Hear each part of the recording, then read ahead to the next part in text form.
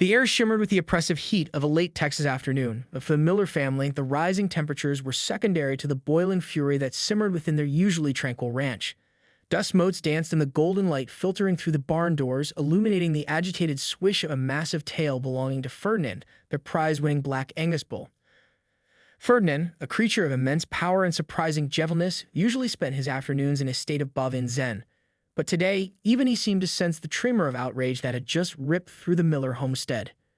It began, as most suburban nightmares do, with a perfectly manicured lawn and an insufferable homeowners association president.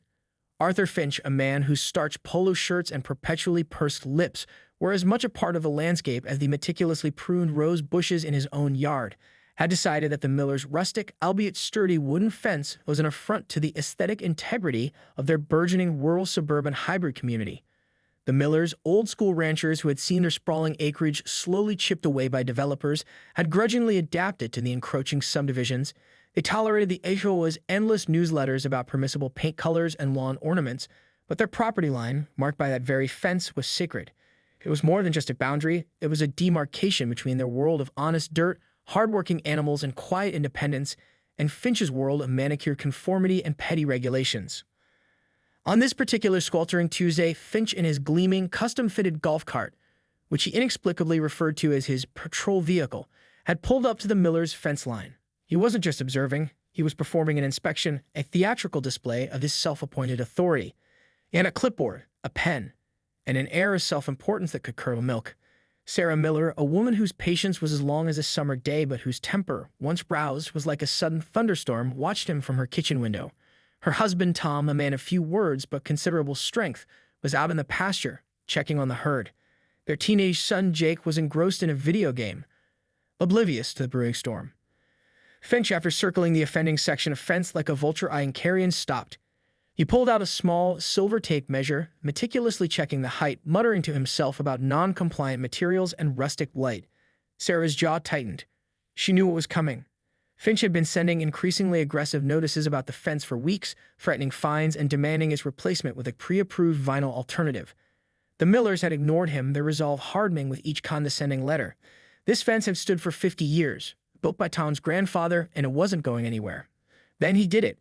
With a theatrical sigh of exasperation, Arthur Finch lifted his foot, clad in a pristine white golf shoe, and delivered a sharp, deliberate kick to one of the fence posts.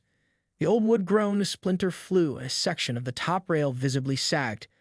It wasn't a forceful kick meant to destroy, but a contemptuous, symbolic act of dominance, a clear message that he considered their property and their way of life to be beneath him. The sound, though not loud, echoed through the quiet afternoon like a gunshot. Sarah felt a cold wave of disbelief, quickly replaced by a searing, incandescent rage. Her hands clenched into fists, knuckles white. This wasn't just about a fence. It was about respect, about boundaries, about a lifetime of hard work being dismissed by a man who saw only regulations and property values. She burst out the back door, her voice, usually warm and inviting, now sharp as broken glass. "What in God's name do you think you're doing, Arthur?" Finch, startled, spun around, his face momentarily losing its smug composure before snapping back into a mask of indignant authority. "Mrs. Miller, I am merely demonstrating the structural instability of this eyesore. It's a hazard, a liability, and frankly, a disgrace to the community." He gestured dismissively at the sagging rail, as if his kick had merely revealed a pre-existing flaw. But Sarah saw the lie in his eyes, the casual arrogance that had led him to defile their property. The line had been crossed, and unbeknownst to Finch, a much larger, much angrier beast than Sarah Miller had witnessed the entire contemptuous act from the shade of the nearby oak tree. Ferdinand the bull, whose placid demeanor belied a deep protective instinct for his home and his family. Sarah's furious question hung in the air, thick with the afternoon heat and the unspoken threat of a confrontation. Arthur Finch, caught off guard by her sudden appearance, stammered, adjusting his tie with a nervous twitch. "Now, Mrs. Miller, there's no need for such histrionics. I am simply performing my duties as HOA president. This fence, as I've repeatedly informed you, is in violation of Article 7, subsection B of our community bylaws regarding exterior property aesthetics and structural integrity." He puffed out his chest, attempting to regain his lost composure, but his eyes darted nervously towards the damaged fence post. "Structural integrity?" Sarah scoffed, taking a step closer, her voice low and dangerous. "You just kicked it, Arthur. You deliberately damaged our property. Do you have any idea what that fence means to us? It's been here longer than your entire subdivision, built by my husband's grandfather with his own two hands." She pointed a trembling finger at the splintered wood, her anger a palpable force. Finch, however, was a man utterly devoid of empathy, his worldview confined to the rigid parameters of his bylaws. "Damage? Nonsense. I merely exposed its inherent weakness. This is for your own good, Mrs. Miller. We cannot have such rural blight affecting property values. Think of the children." He waved his hand dismissively, as if swatting away a bothersome fly, and turned back towards his golf cart, clearly believing the conversation was over. It was at this precise moment that a low, guttural rumble vibrated through the ground, a sound that was less a noise and more a primal warning. Sarah felt it in her bones, a deep thrumming that spoke of immense power. Finch, oblivious, was already reaching for the ignition of his patrol vehicle. From the shade of the ancient oak, Ferdinand emerged. He wasn't charging that yet.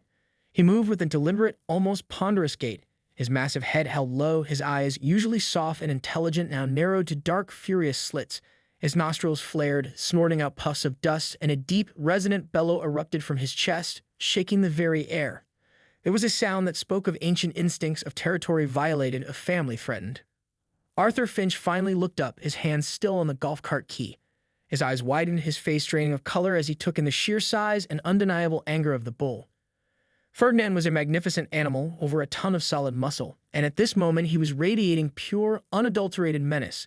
The bull's gaze was fixed not on Sarah, but on Finch, on the golf cart, on the very spot where the fence had been desecrated. "Good heavens," Finch squeaked, his voice cracking with sudden, uncharacteristic fear. He fumbled with the key, his usual bravado evaporating like morning dew in the Texas sun. He tried to start the golf cart, but his hands were shaking so violently that he couldn't insert the key properly. Ferdinand took another slow, deliberate step, then another. His tail, which had been agitatedly swishing, now stood rigid, a dark banner of impending doom. He lowered his head further, exposing the formidable curve of his horns. He wasn't just angry, he was offended. He had seen the kick, felt the tremor of the fence, and in his bulging mind, it was an attack on his home, his domain, and the people he considered his herd. Sarah, despite the gravity of the situation, felt a strange mix of terror and grim satisfaction. She knew Ferdinand knew his protective nature. She also knew that Arthur Finch was about to learn a very painful, very expensive lesson about respecting boundaries, both physical and emotional. The golf cart sputtered, then finally roared to life, but it was too late. Ferdinand, with a final earth-shattering bellow, lowered his head and charged. The roar of the golf cart's small engine was instantly swallowed by the thunderous hooves of Ferdinand. The ground trembled as the bull, a living, breathing force of nature, closed the distance between himself and the gleaming white vehicle. Arthur Finch, his face a mask of pure, unadulterated terror, finally got the golf cart into gear, but his panic-stricken hands jerked the steering wheel wildly. The cart lurched forward, not away from the charging bull, but in a desperate, erratic swerve that only sealed its fate.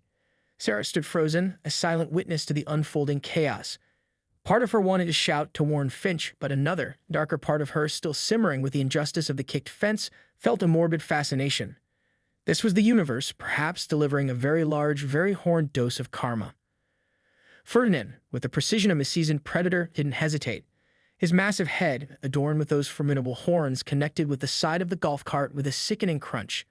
The sound was a symphony of tearing plastic, shattering fiberglass, and groaning metal. The golf cart, lightweight and flimsy against the bull's immense power, was lifted clear off the ground for a terrifying moment, then slammed back down at an awkward angle. Finch let out a high-pitched shriek, more animal than human, as he was violently jostled within the confines of his patrol vehicle. The impact sent his clipboard flying, its papers scattering like confetti in the sudden breeze generated by the collision. His meticulously styled hair was now disheveled, his starched polo shirt rumpled and stained with what looked suspiciously like a fresh patch of mud from Ferdinand's hooves. But Ferdinand wasn't done. The initial impact seemed to fuel his righteous indignation. He backed up a step, snorting furiously, his eyes still locked on the crumpled golf cart. Then, with another earth-shaking bellow, he charged again, this time aiming for the front. The second impact was even more devastating. The golf cart's hood crumpled like an aluminum can, the windshield spiderwebbed, and one of the small, pristine headlights popped out, rolling across the dusty ground like a lost eye. Finch, now truly trapped and utterly helpless, was screaming. His cries were muffled by the continuous assault. Ferdinand, seemingly driven by a primal need to utterly dismantle the offending object, began to methodically ram and gore the vehicle.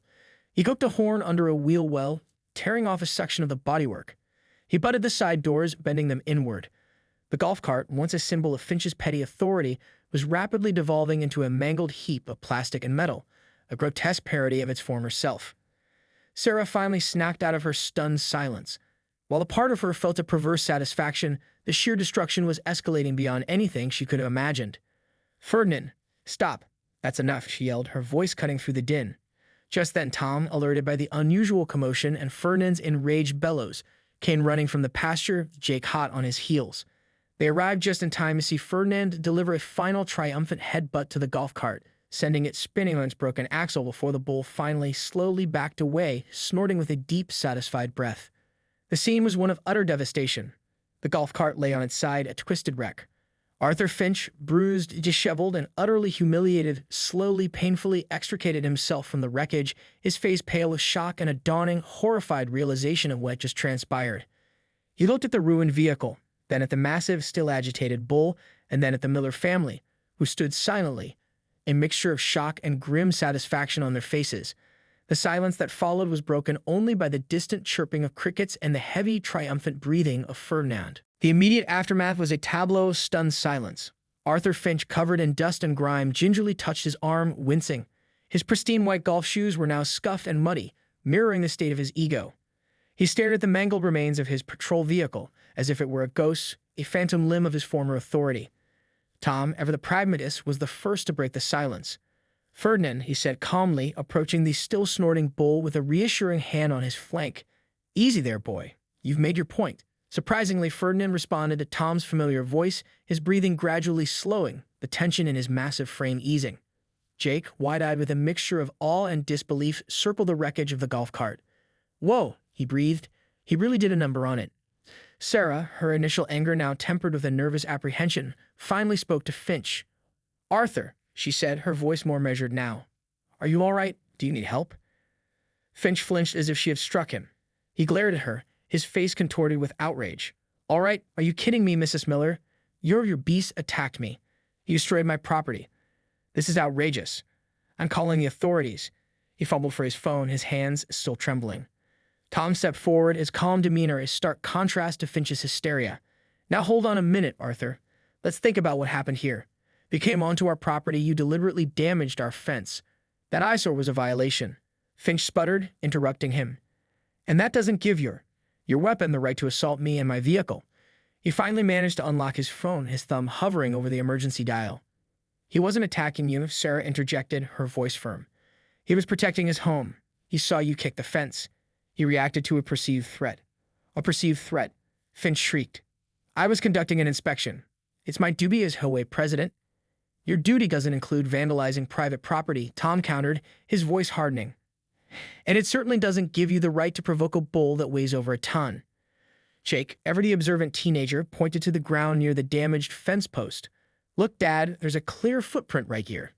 "He definitely kicked it." Finch's face flushed crimson. He ignored Jake's observation. "I don't want this animal contained. I want to press charges. You will pay for this. The HOA will sue you for damages." He was practically spitting with fury. Sarah sighed, a weariness settling over her. She knew this wasn't over.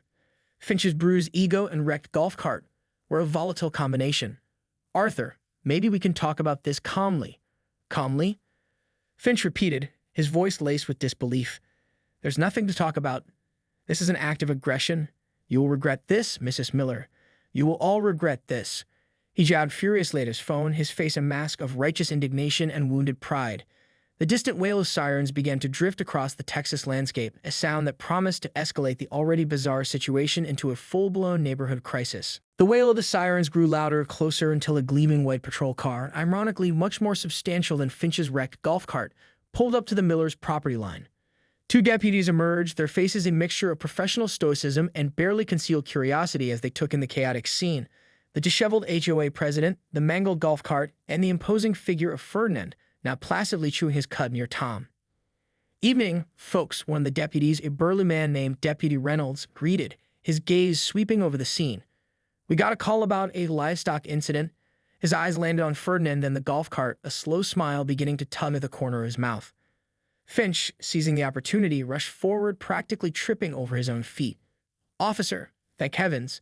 These people, their savage beasts attacked me. Look what it did to my patrol vehicle." He gestured wildly at the wreckage, then at Ferdinand, who merely blinked. Tom, stepping forward, calmly presented his side. "Deputy, with all due respect, Mr. Finch here came onto our property, and he deliberately kicked our fence."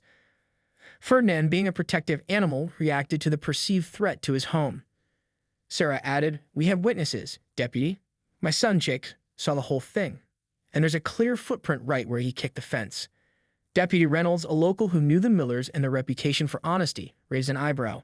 He walked over to the fence, stooped down, and indeed, a distinct golf shoe print was visible in the soft earth next to the splintered post. He then surveyed the golf cart, a faint chuckle escaping him. "Mr. Finch, is this what you refer to as your patrol vehicle?" Finch puffed up despite his disheveled state. "It's a company asset, an official HOA vehicle." The second deputy, younger and less experienced, struggled to suppress a grin. "Sir, it appears your official vehicle had a rather unfortunate encounter with a very large, very territorial bull." After a thorough investigation, which included Jake's detailed testimony and the undeniable evidence of the golf shoe print, Deputy Reynolds delivered his verdict. "Mr. Finch, while we sympathize with the damage to your golf cart, it appears you instigated this incident by trespassing and damaging private property. The bull was acting in defense of its territory. We'll be filing a report, but there will be no charges against the Millers or their animal. In fact, we recommend you pursue this through civil channels and perhaps consider a different approach to HOA enforcement in the future." He handed Finch a card with a weary sigh. "And maybe stick to walking." Finch, utterly defeated and humiliated, could only stammer incoherently. The Millers watched him, a quiet sense of triumph settling over them. The immediate crisis was averted, but the story, of course, didn't end there.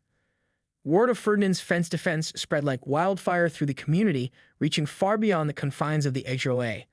Neighbors who had long suffered under Finch's tyrannical rule secretly cheered. The Miller family became local legends, their old wooden fence a symbol of resistance against petty bureaucracy. Arthur Finch, on the other hand, became the butt of countless jokes, his patrol vehicle a cautionary tale. He eventually resigned from the HOA board, citing unforeseen agricultural hazards. As for Ferdinand, he returned to his usual placid routine, seemingly unaware of his newfound fame.